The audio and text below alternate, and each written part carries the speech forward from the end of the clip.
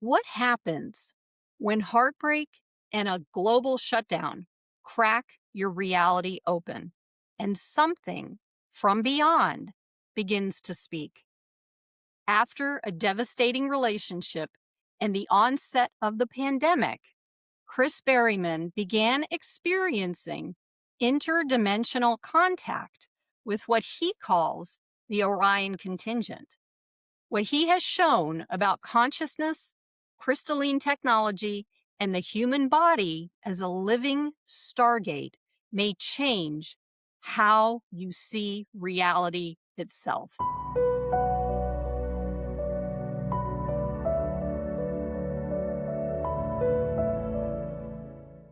Now, before we begin, if you're here because you're seeking truth, understanding, and a deeper relationship with your own life, make sure to subscribe and share this episode with someone who may be in a moment where things feel unsettled inside.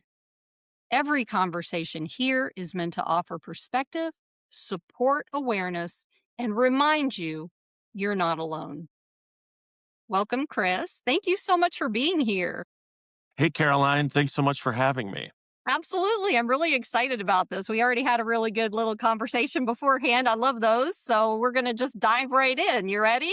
Sounds good. Okay. Can you go a little deeper into what you've lived through and how that experience shaped the work or perspective you bring into the world today? Well, the story that you were, talking about in your intro, I'm gonna rewind back to 2019, just sort of right before the pandemic.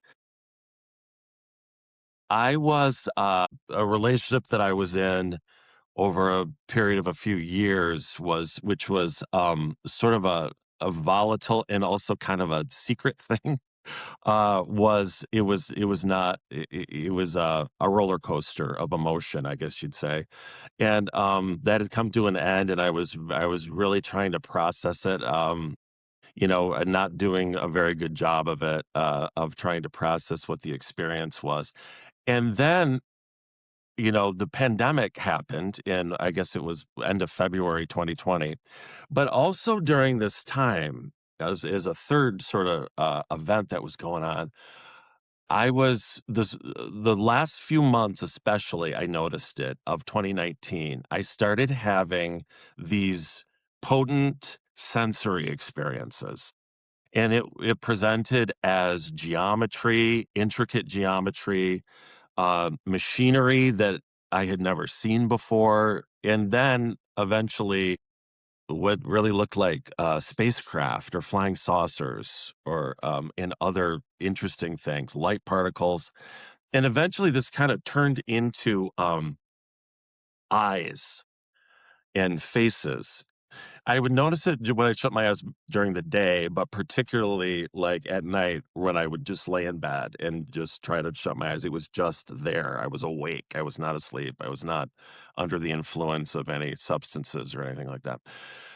So all this was happening, and then the pandemic happens. We're shut down. We're locked down, and I live alone.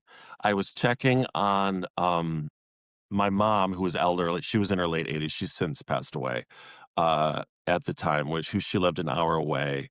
But other than that, I had a lot of, alone time on my hands, and these experiences kept, uh, ramping up, I guess you'd say, and, eventually, I had an experience.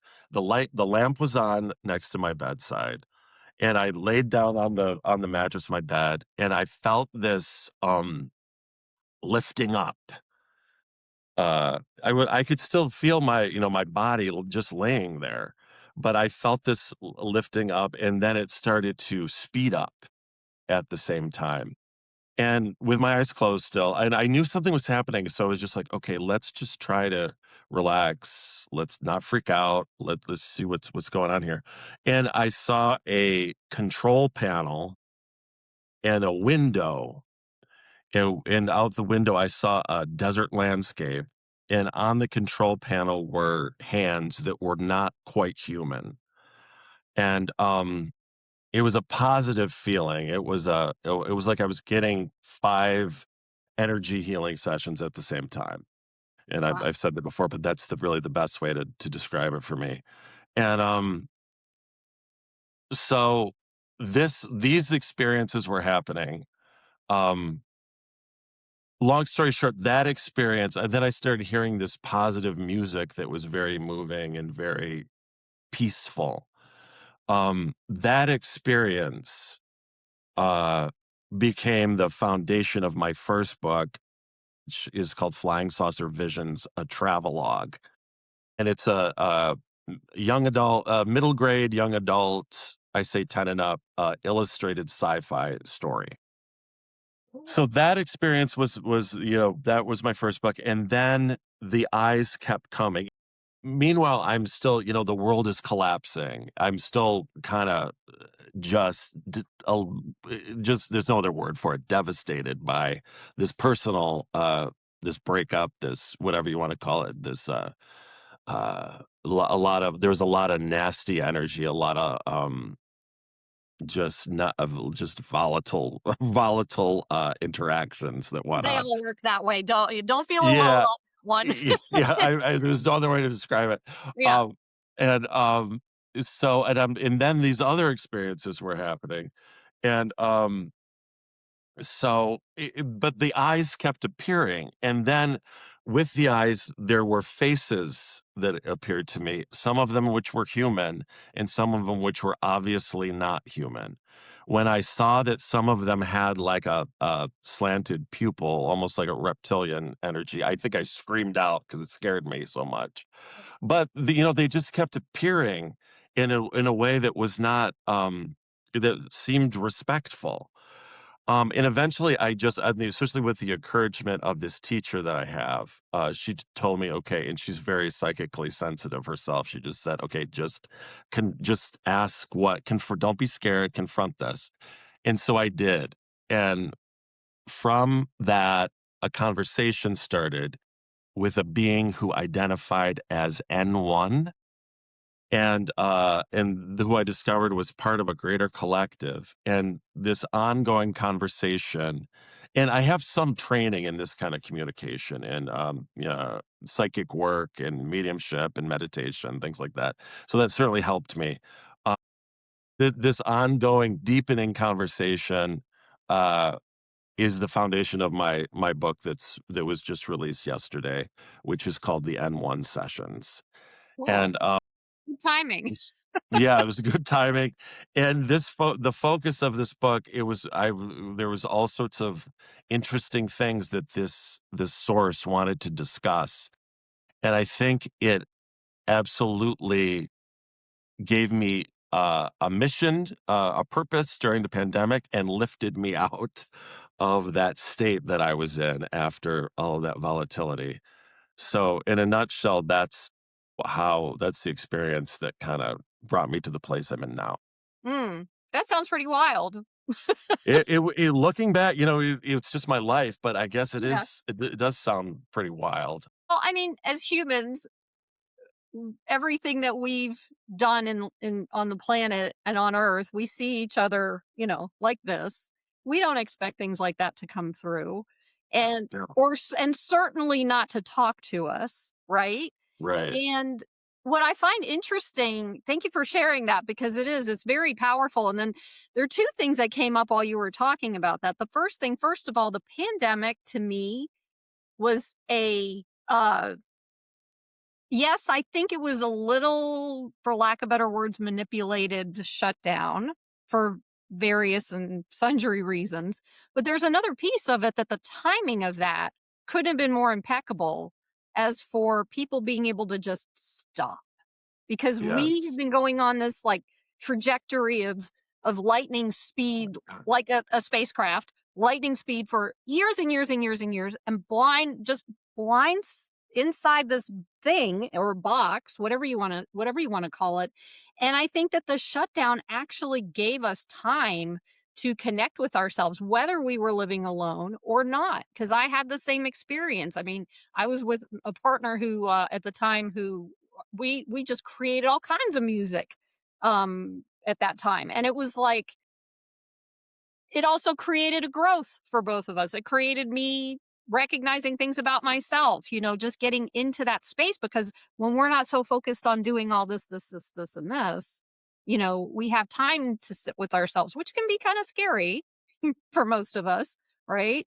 Yeah, so I just wanted to kind of share that piece of it. But the thing that you said that hit me was the eyes and the faces, because for years, and I can't really pinpoint how many years it's been, I see eyes and faces come in. I don't see the like reptilian type of things, but I do see eyes and faces. In fact, I think it happened at I think it was either this morning or yesterday morning. I had one was like an eye, like this part was blocked, the eye came through. I see faces all the time when I shut my eyes and stuff like that. I've never questioned that. I've never asked anybody about that. I just like, okay, hi. I don't know. They don't talk to me. Sometimes I get some message for me, on what to do in the moment that I need it or whatever. But in general, there's nothing with it. And I just wanted to mention that. Did you ever learn, um, like what that actually is? Why do some people see these eyes and these faces where most people just see black? I'm curious about that. Do you know what that is? Well, yeah, several. Wow, what you just brought up triggers several ideas to me. Um, yes, I think a lot of people experience this, but just like you said, just recognize it. They're like, oh, how interesting. Or they see other things. I have a friend who sees almost like a movie, like situations, people, and like a movie's playing. Like, where's that coming from? But I think the question is, and I've had teachers who encouraged me in sort of training that encouraged me, like, what is trying to present itself to you? Mhm.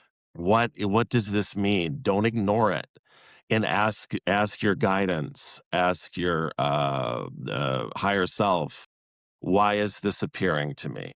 And since I had that, and for a long time, I did not engage with it. But it just started altering and intensifying. And I would see these triangular portals and these circular purple portals. And there would be big, it was almost like, and some of it was very beautiful. And it finally got to a place where just, for a while, this sounds silly, but for a while, when they would appear, I was like, "Okay, you want a human experience? Guess what? I'm just gonna sing show tunes at you." And so I was singing songs in the bed, like from Hello Dolly and Annie and stuff. Like, it's like, you want Well, to know what a well, human here's some show tunes, like Heart and Soul. That's what we're about here. yeah. But it just kept appearing, and finally it got to a place of like, what? And then I use this question and answer technique that I'm trained in to sort of open a dialogue. Do okay, so do you think that when we kind of like just like for me, just making that aware that I see it, but not really interacting with it, do you think that by asking that question, like, why are you here? What would you like to talk or whatever? Do you think that first would open that opportunity up? And second, you know, may open a can of worms?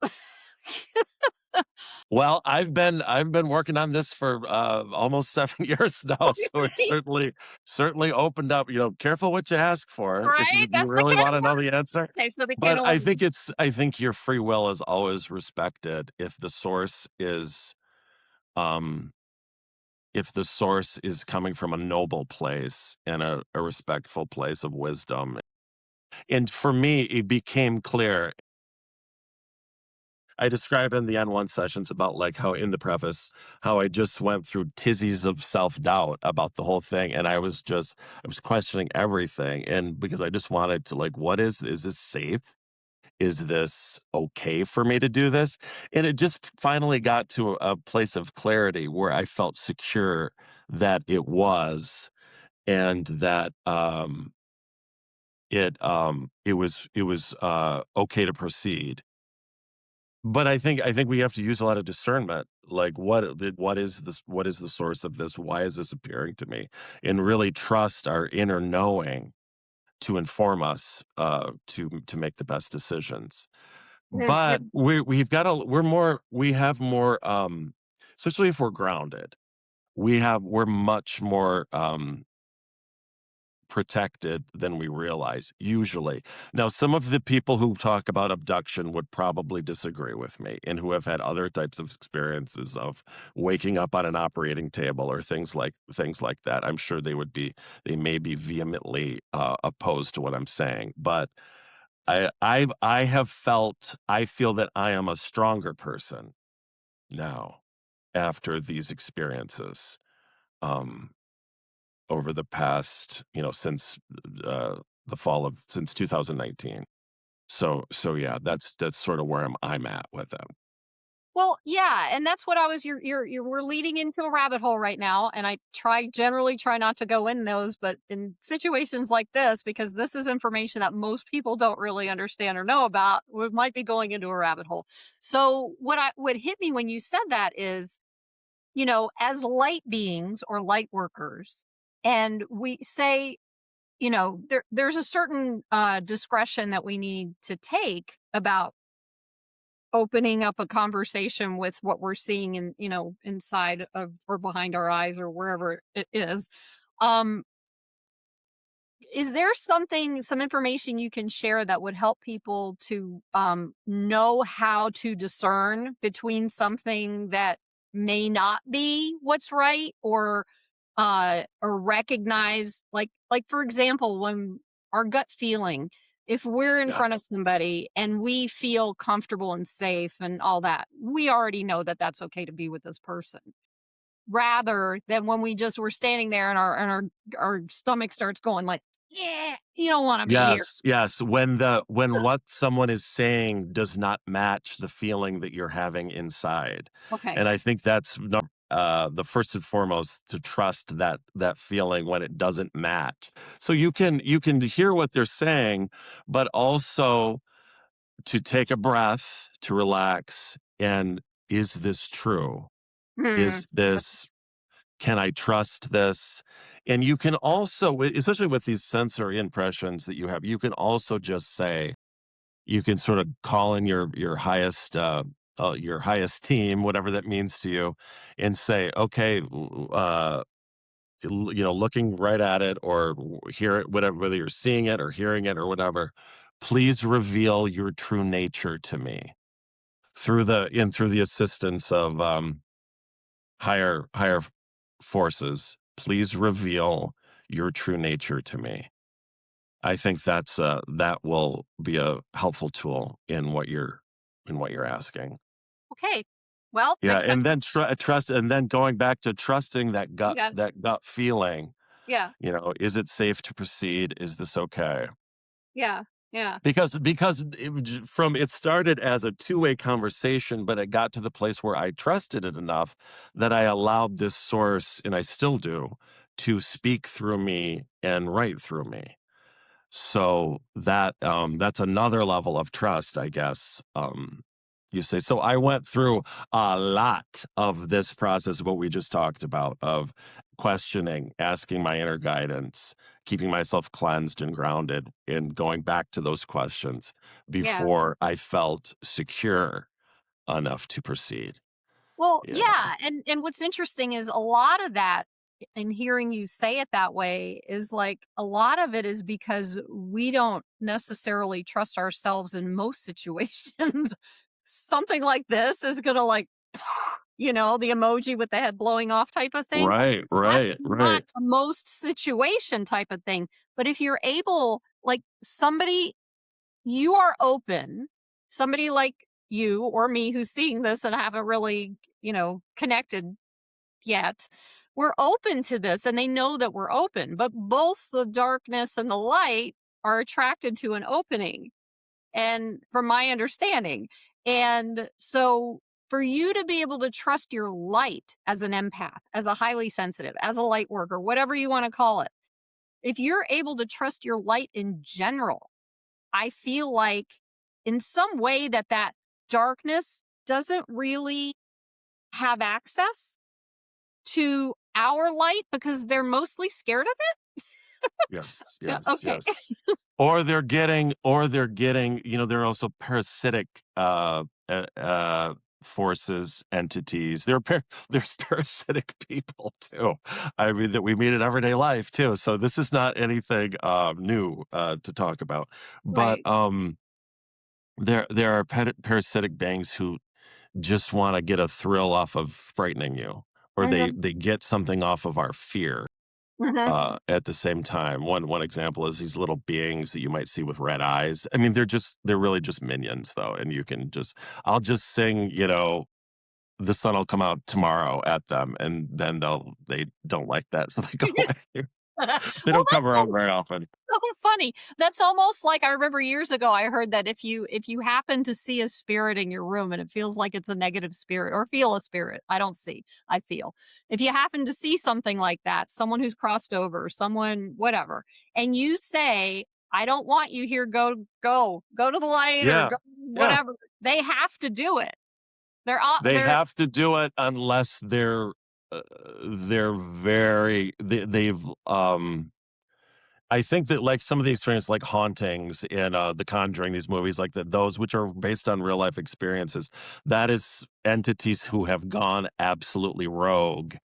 They are uh I think there's a price for that in the because there's no they've broken the rules so bad, but they don't have any support. They only have they only have their own egoic will. They don't have any support from the greater universe, you so know. at some point that's not sustainable anyway. It's not Right. sustainable, Okay. it's not sustainable, and that's not very common either. Like Right. it's usually what you described Yeah. about they have to go. Once you say, "This is my intention, I do not consent to Yeah. this," Yeah. Yep. they don't, Yeah. they go. And it's almost like though I've noticed that or I learned a long time ago that our vibrations, like people that come into our lives come in at the same level of the vibration because we're attracting that. It's the law of Right, right. magnetism. Well, there's something inside me that attracted that volatile, Yes. interaction that I had, that volatile thing, yeah. Right, right. So what I and my brain's going at 8,000 miles a minute right now. So what I see happening is that from my own personal experience, the higher and we're not even just talking about entities, we're talking about other people. We're talking experiences. We're talking about all different kinds of things. So when you're Mhm. here and you're attracting this whatever is going to come in where you're at. But when you do your healing, when you clear out generational trauma, when you do all this stuff, you start raising your vibration, your energy goes up, you're moving up, Mhm. and this has nowhere to go but there. And half the time they can't even see us. And that is you're going up and they know it, they're gonna ramp up. So it's like we might have experiences like our lives are chaotic. A lot of times it's because we are raising in vibration. We are moving into alignment in the forces around us, where they're in the physical or in the spirit world, don't like it. And they realize that they're losing a connection to you or me. Sounds like a relationship. Oh, God, But what yes. that does though, from my experience is yes, you may re-experience some of this for a while, but at some point, it doesn't have That's why we just have to stick with it. yeah, 'Cause keep at some going. point, they're gonna get bored and find another host, you know? Exactly, and it's so funny because the universe over the last, I wanna say about the last 5 or 6 years, mostly in the last 3 years, I kept asking, "Give me words. Give me the words. What do I do? Where am I going? And it just because I kept getting stuck in that because I didn't know what was going on, so the universe kept saying, "Keep going." I'm like, "That's all you got?"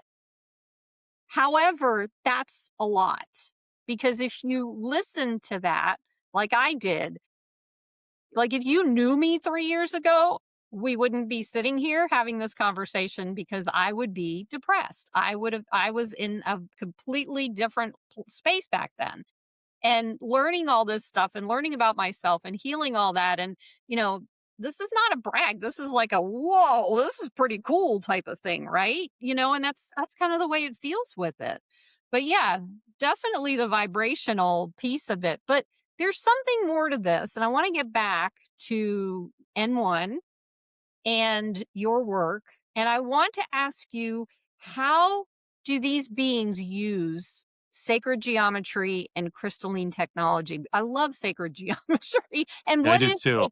what is sacred geometry? I want you to explain that to the audience, or both. Well, you can, if you Google platonic solids, you'll see different forms, the different names of different sort of shapes that are found in nature and have also been used for a long time by and have been studied for a long time by artists and researchers and esoteric practitioners. And this through the in the M1 sessions, it describes how these beings use what they call crystalline technology.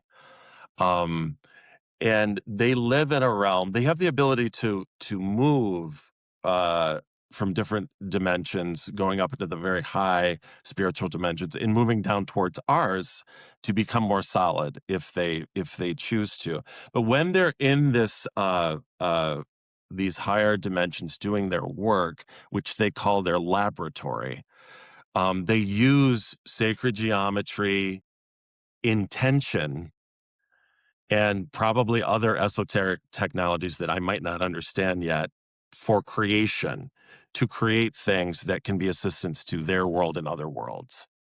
And so they're using some of it is it's described in a place where science and the spiritual meet. So they're able to manifest things through using geometry and intention and higher frequency Hmm. in a way that starts in the spiritual first and then uh moves, it has the possibility to then move down into other realms like ours. And so therefore we live in a physical world, planet Earth. 3D is the sort of the baseline. And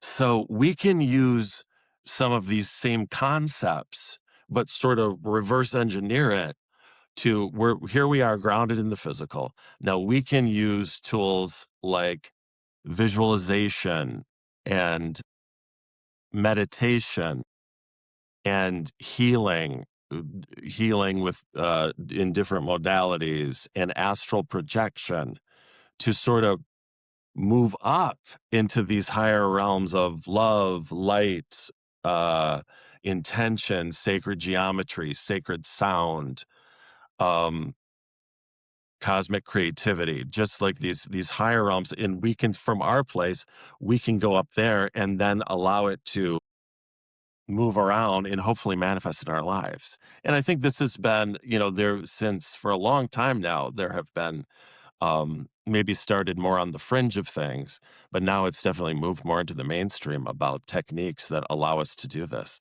So, and this connection with other worlds that people like me are having, there's more and more experiencers and more people picking stuff up all the time, even if they never have before.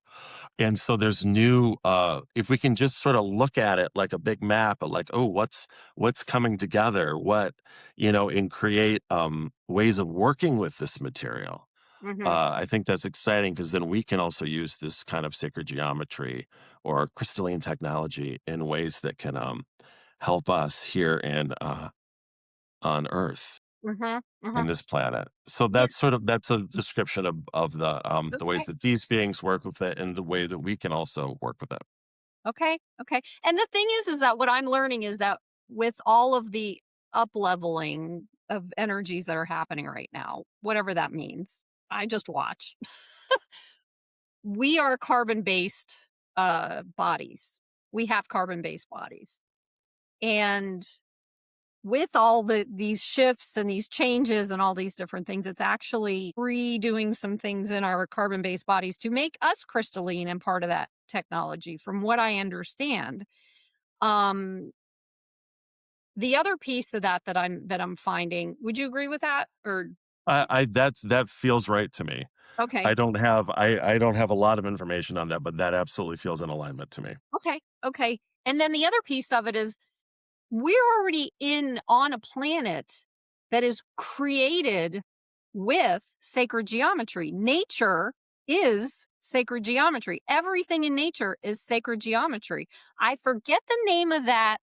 There's a picture I've seen of like the sacred geometry. Is it Fibonacci or um Yes, I know what you're talking about. it's like the I can't. spiral, but it's got all Yeah, the rings yeah. and the geometry stuff. I got a bad grade in geometry in high school, so I just walked away I from barely geometry. passed. I am not, even though the content of all this material, I am not a science and math person That's at okay. all. Okay. I Yeah. kind of understand it and I'm interested in it, but I'm not that deep, right? My grandfather was the chemist, not me. So, but there's a connection though, like the what you're talking about, there's a connection. Um, we can go up and up and up and up and into the higher realms and into the higher, but there's a thing, and this is my work, there's a thing that goes on though that happens with us when we want so desperately to connect with things like light and peace and love and that we forget that we're human, and then we forget how to connect with ourselves as humans, and then we spiritually bypass our humanity because because this is wonderful, but it doesn't always last because we're humans. So when we come back to Mother Earth, planet Earth, it's like, here we are back in our bodies again. How do we deal with stuff like that?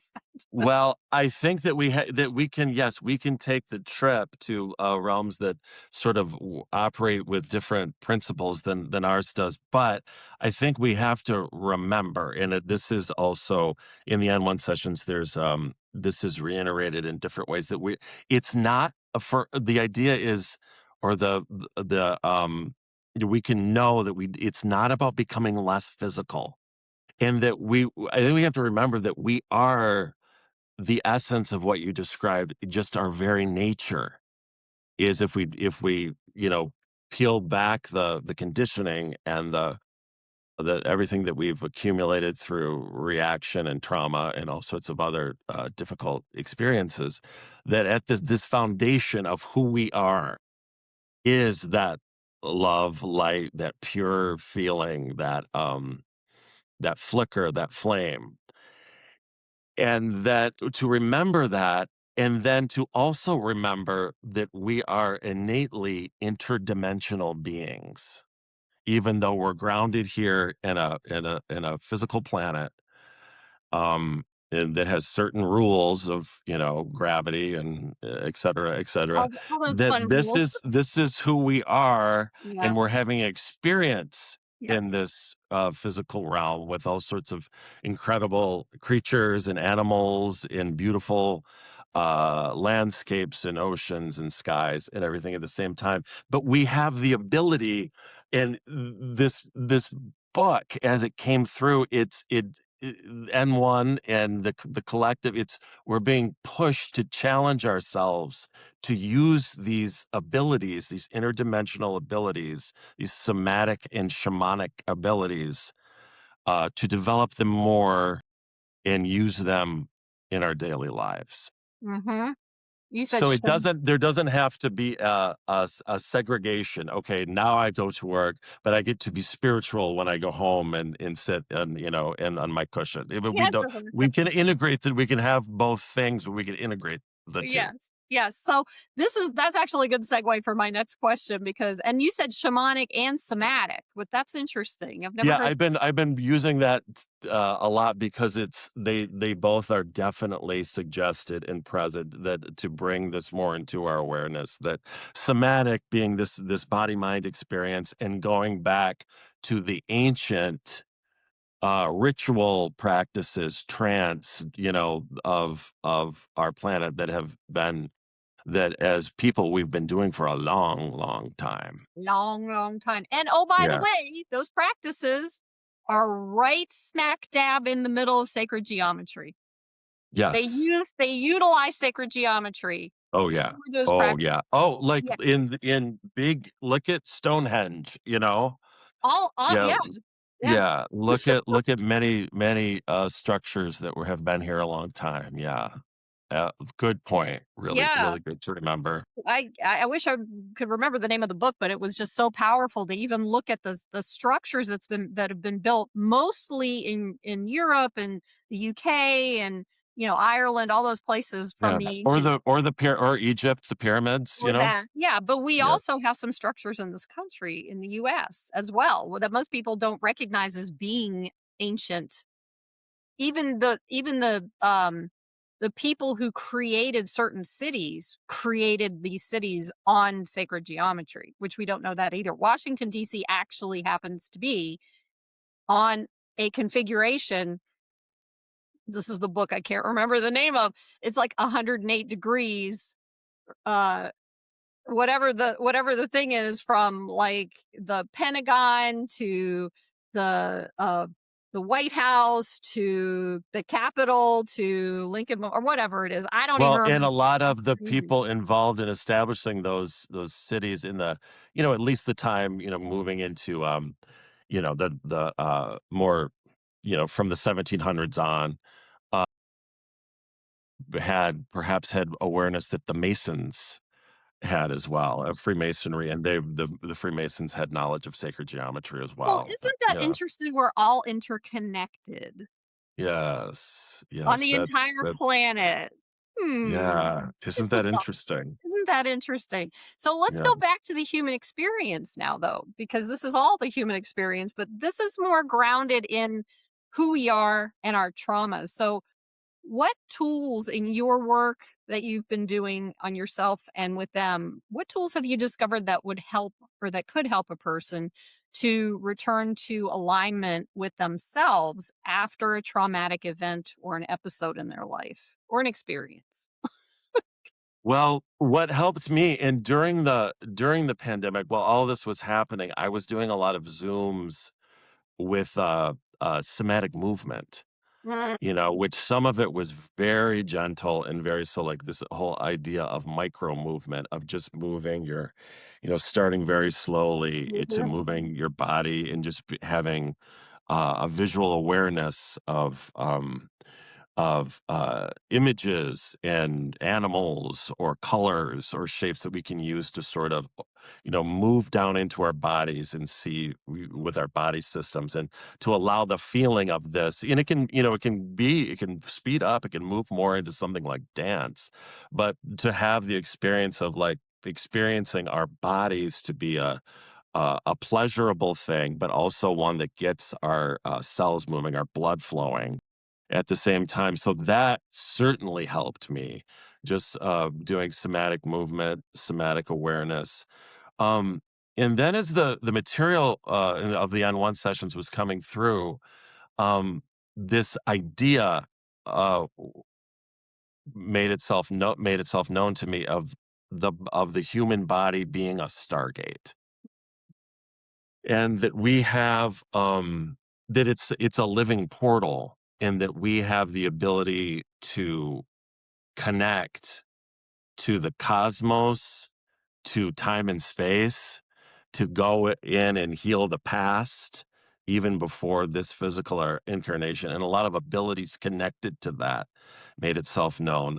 There are also at the end in the appendix of the N1 sessions, there are also 10 exercises that a lot of it came from the source, and then some of it is sort of especially the earlier ones are sort of the best of my in my toolbox that I was able to add Love to it. it as Love well. that toolbox. Yeah, it was just still Yeah, developing. I'm still yeah, developing my toolbox, yeah, but I understand. yes, but I think a great way to start is just this total acceptance of ourselves and all our imperfections, and that I accept myself now as I am, and any sort of thing that we can go deeper into that. And a lot of times it does help. For me, it has to work with a practitioner or work with a teacher, to maybe even one on one. Mhm. I also like hypnosis a lot too, to help with. anything that needs to be healed. And thank you. And it's interesting that in the process of doing the healing work or the journey or whatever you want to call it, like again, for me, what I noticed was there were moments where I had a blind spot and I had to go. I made myself, I expected, I searched, I looked for somebody like that because they had something that I still didn't know. But eventually, as you go through this process and you go and you start releasing and letting go and accepting and doing all these things, little by little you become your own guru, and then you trust yourself to become your own guru, and the answers and the healings and everything will come through you rather than having to feel like you need to go outside of yourself. And I remember Yes. somebody saying to me, you don't need to go find any, and I believed them. I was like, you don't need to go find anybody outside yourself. And so I stopped for a while doing it, and then it kept coming back and kept coming back, and I was like, okay, more blind spots, I got to fix this. So I went out, I got the healing because we heal ourselves. I got the healing. I got the tools, put it in the toolbox. I got all the things. And I remembered these things. And then later on, if it reared its ugly head again, just in case, we're checking on you, making sure you understand this, all that kind of thing.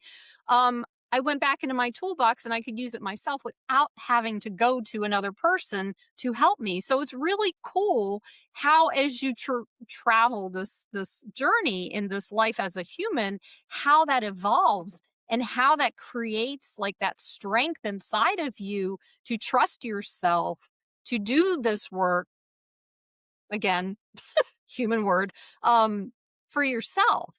But you do need to uh, apply certain parts of your journey to asking for help when you don't know it, when you've got a blind spot. And that I feel like that's just really important for everyone to get that. First of all, most people think they're broken, which is not true. That's our programming. That has nothing to do with who we are. My byline on this thing is uncover the truth of who you are. And you said yourself, underneath everything, we are light, we are love, we are all of that stuff. That's who we are. So all we get to do is uncover it. But you get to go through this process, right? Yeah. So Oh, yeah. yeah. Yes. Yes. Yes. Oh my gosh. What you that back and forth that you just described that is the game that often emerges, and it ultimately is a matter of trusting. For my experience, just trusting myself when, okay, what do I need? What do I really need? And trusting my intuition as far as what it is. And sometimes more often these days, I'm flying solo most of the time, but it sometimes it is correct. Okay, you need, even if it's just to go get a massage or something, but you need some thing or some person, and here's the person that it is. Yeah. And Yeah. sometimes I've absolutely needed a guide before, and then because that you don't wanna fall into that trap of I don't think of constantly looking outside for answers, and I think I did that in my 20s a little bit, I you did it know, my whole life. Come on. right? Yeah. I'm better with it Yeah. now, but, Yeah. that there is, yeah, I'm starting to trust in this work, is has absolutely helped me in that, just to trust my own inner source first, but Mhm. sometimes it might direct me to, like, you need to you go to this sound healing at the yoga studio. This is what you really need. That was really There's this one, I keep getting these texts. I was like, I think I'm getting these texts for a reason. yeah. And so yeah, but that is part of the lesson, I think, is being able, be able to trust ourselves when, no, I'm the captain of this ship, and I'm going to know when I need outside help, or I'm going to know the work that I can do on my own. That's maturity. It feels like to me, to get Interesting. that, to be able to tune into that balance. Yeah. And I want to Yeah. validate something about you, Chris. You're a guy, Mhm. and most men based off of how they were raised, especially and programmed in our society, have a very well. It appears to be happening more often, but as I was going through my last 35 years of my journey, I recognized that all the people who went to all these events and all these things or whatever were mostly women. And for you and I, every single man that I meet now who are going through their own healing journey, I don't know if commend's the right word because that makes me sound like, well, but it's like, you know, your vulnerability, your persistence, your consistency, your desire to find that truth within you. It's not easy for men. I think you're right. I think you're right. I'm kind of on the outer spectrum of but of the male experience, I think, but it's it absolutely is. Women are absolutely running the show in this whole awareness movement that's, that is now, and you can call it the new age, you can call it whatever you want to call it, or, you know, uh, uh, uh, healing movements and everything. But the men involved, I also feel a real kinship to them because they are moving into a place of being vulnerable, of not being the calling the shots or being in control or being the leader, being the breadwinner of whatever. Ooh, that's a big And trauma for a lot of men, isn't it? That breadwinner thing. oh yeah, they're Figure not it supposed to be. That there's this weakness connected to vulnerability. Yeah. I think somehow I instinctively know that that's not true, and I feel that uh for the guys who are struggle with that, I do feel I feel sorry. I feel that must be really hard. Mhm. But Yeah. at the same time, even if you're one of those guys watching or you're starting to feel something that's like, maybe something's not right and you're ready, just go for it, because you're going to come into a place like Chris and other male friends that I have or masculine leaning friends that I have, they're all so like there's no toxicity in that. Like I'm used to the toxic male, right? That's been my life. Narcissistic toxic men, right? And meeting men like you and I have a really close male friend of mine who we've known each other for 8 years. He's very respectful. And I say the same thing to him all the time. I'm like, it amazes me as I watch you go through your process and do your healing work. And I am so honored to know men who do that. Because again, it's not easy. I don't know your It's not full easy. background. I don't know everything about you, but in general, you're presenting in a way that you are able to express, the male side of it. I think I would think so, and it's I don't think it is easy. I don't think the work's easy. I don't think it's easy for women either. But like we were talking about, like there are these stigmas that might be attached to men trying to move more deeply into this very exposed place. But at the same time, it's I I have a feeling it's absolutely mandatory for us to move forward as a species Mhm, for this to happen. That mhm. to this realization that vulnerability is not weak. No, it's not. And at the same time, if any of you have heard of like the divine masculine, divine feminine, the balance, the yin, the yang, all that stuff, when men come to understand who they are and why they're really here, not to provide for women, which is to me is a big farce because we can provide for ourselves. Thank you very much. I'm learning that. We can Absolutely. do that, right? So we don't need a man. It's great to have a man as a partner, as someone you can enjoy life with, whatever. We don't need that. So hopefully that statement there helps men to understand that they don't need to fight so hard to provide, right? And the thing is that as men start to work on themselves and understand who they are and uncover their own truth, there's a supportive balance for women to be who they are, which we have been smashed down for eons through different, religions and belief systems and all these things saying that we're whores and we're this and we're that. When we can come back to who we are, which is, I think, why there's so many women out there trying to figure themselves out.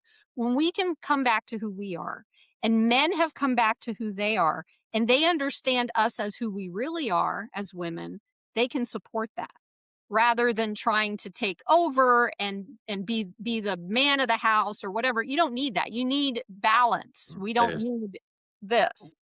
And I do hope we're moving into a place where what you're describing can feel more safe.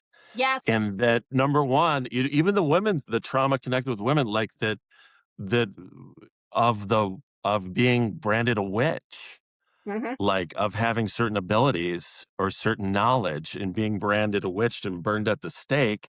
And that there's all this buzz about patriarchy, the evil patriarchy. Well, patriarchy was kind of just the structure of Yeah. our for a long time. Maybe, I'm interested to really know how it was in more of the original cultures of Earth, like what was the real dynamic. I think we're maybe learning more about that more and more. But If you with do any, I'll let you know. If you look into any Native American indigenous cultures, it's usually the grandmothers as a group within Yeah, the tribe the that the led the grandmother, tribe. that there Not was all more of a tribes. matriarchal Yeah, aspect yeah, to it. but not Yeah, all yeah, tribes were like that, but they still right. work together. So that's, yeah. Yes. Yes. So that perhaps, but for a while for some reason it did become more uh patriarchal, but within that, because of that, it was the dangers of existence for the tribe, the family, whatever, the unit, whatever, that it was dangerous for the man to appear as weak or vulnerable. Mhm, that mhm, that was there was this role of protecting and hunting and providing food for the and to fend off invaders where women or small infants were absolutely helpless. So the women then had to protect the small children, go mhm. inside the house. So that dynamic, there's still in our ancient emotional memory. I think trauma connected with that is still in our subconscious, maybe. Yes, and I feel like we're breaking through that, and that leads I do as well. Yes. okay. That actually leads me to the last question, and I don't know if you're gonna be able to do this or not, or maybe you can get them to help out, or them, and one to help out. But when you answer, I don't know. If you happen to get an answer from them, great. If you happen to do it from your own experience, great. Either way.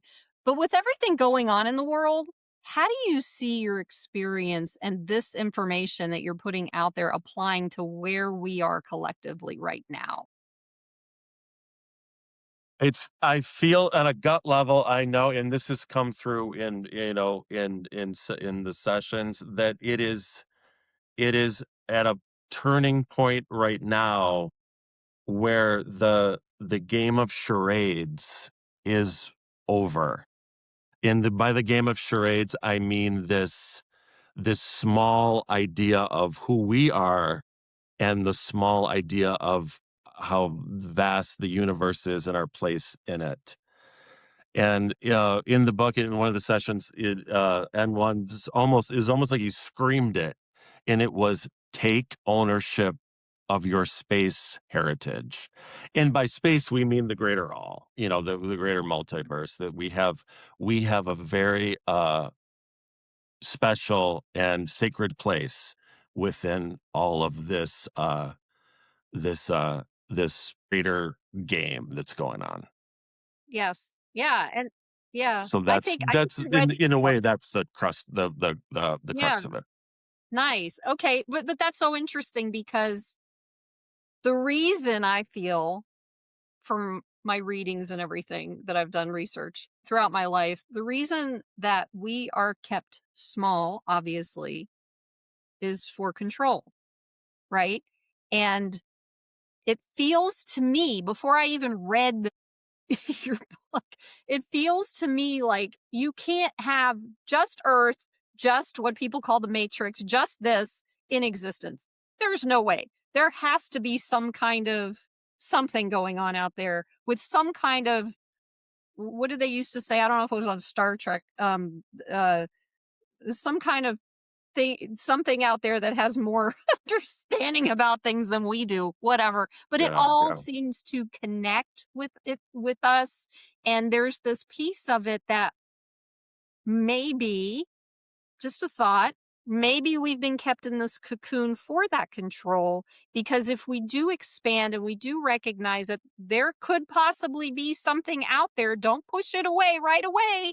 Just go, you know, maybe that's out there, so we can all come together and we can all create this amazing experience that we call life in whatever form that we show up in. Maybe that's supposed to be like that. But unless we do our work, our healing work, and unless we expand our minds and say, wait, that doesn't fit. That doesn't feel right. I'm gonna take a look at this. If we do that, we open our experience to something so much bigger, multiverse wise bigger than we have right now, that it brings the opportunity of this that you have been bringing through from them into fruition.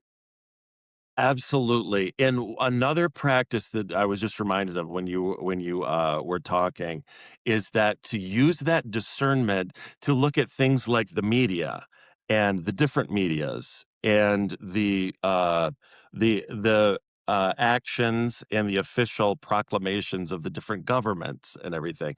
Anything that's going on in the world, whether it's corporations, groups, religion, anything, that we hold on to our discernment, but we relax and breathe in almost like Plato, in a platonic sense, that we can just hold on to without reacting, to just breathing, discerning, and it's like in inquiring what is going on, and we don't have to know the answer immediately.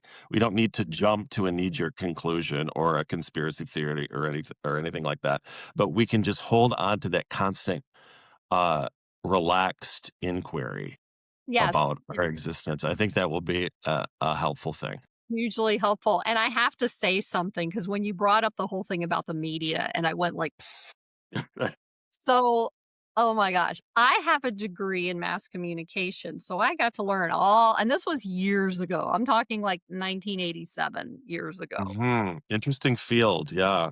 Yeah, so part of it, and I considered going into, I don't know if it was news or it was television, but the mass communications on radio and television, right? And I actually did a class on news, how to being or newscasting or something like that. It's been a while. And when you said that, I was like, I remember one of the classes I sat in, they actually said that the information that they put out, this was in 1987, people. The information that they put out, if it creates fear, it will attract more viewers. Wow. They just said it. They Yeah. just said it. They just said it. And Fear interestingly, and titillation, like what they used to call dirty laundry, yeah, too, yeah. and, oh, man. But back in the day when they had the newscasts on, before things were the way they are now, they used to have two commercials at the front and the back of a newscast.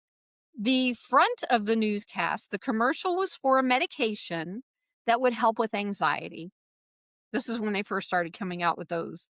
And then on the back of the newscast, they would have they would advertise a medication for depression. Right? So, and there's more. There's more. I got one more.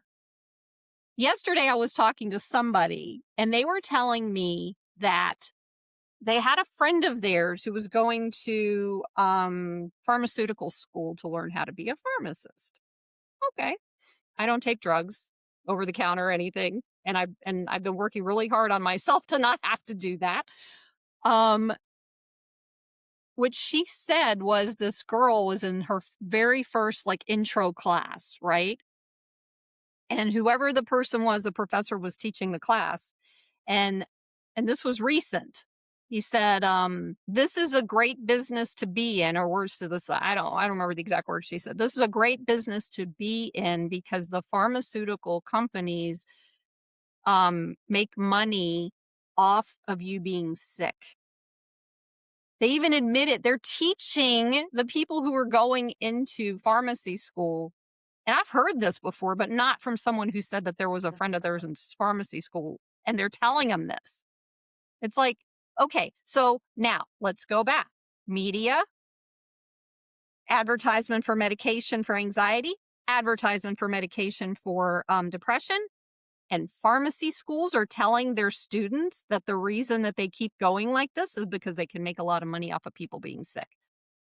Well, I'm yeah, not and telling. you're absolutely guaranteed a job as a pharmacist too, because I mean it's like never not going away anytime soon. Right, right. Um, And they keep building hospitals, and when they say if you build it, they will come, they keep coming. So it's just something to think about. I'm not saying it's true or it's what true. could happen to, and I'm not anti drug. I'm not I do like I'm not I look at the holistic side, then I look at the allopathic side, like what do I really need here? Emergency, yeah, emergency type Yeah, thing. yeah, for emergency Yeah, yeah, medicine, etc. yeah. But what will it take to have a model for pharmaceuticals that isn't big business driven? Like, what will Autonomy, it yeah, and self maybe our economic system has to change. we have to change.